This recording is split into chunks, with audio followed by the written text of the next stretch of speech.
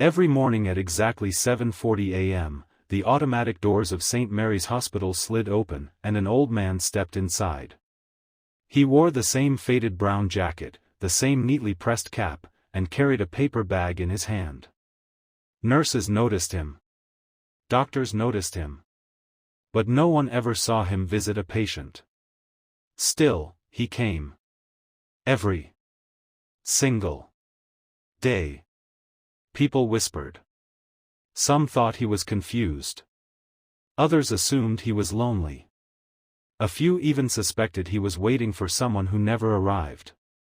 But when asked, the old man, Mr. Harold Thompson, only smiled gently and said, "I'm right where I need to be." Harold never went past the waiting area. He sat near the window, watching ambulances arrive, watching families pace in fear, watching life hang in fragile balance.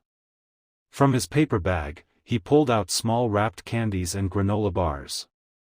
Quietly, he offered them to anxious parents, exhausted nurses, and trembling patients waiting for news. "Just something to get you through the moment," he'd say. Nurse Emily Carter finally grew curious. One afternoon, she sat beside him and asked softly, "Sir, who are you here to see?" Harold looked at the floor for a long moment. His eyes watered, but his voice was steady. "My wife," he said. "She passed away here 3 years ago." Emily froze. "She was a nurse," Harold continued. 32 years. She believed hospitals weren't just for healing bodies, but hearts too. After she died, this place felt empty. "So I come. Because somewhere in this building, someone is hurting the way I once did." Emily didn't reply.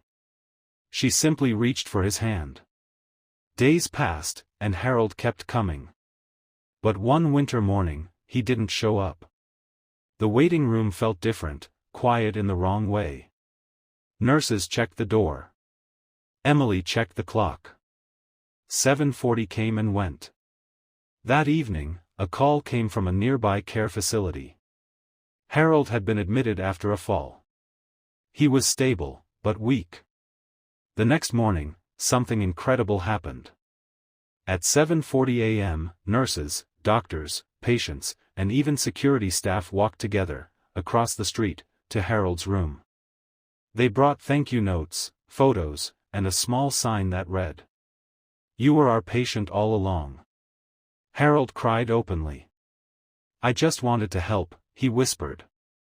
Emily smiled through tears.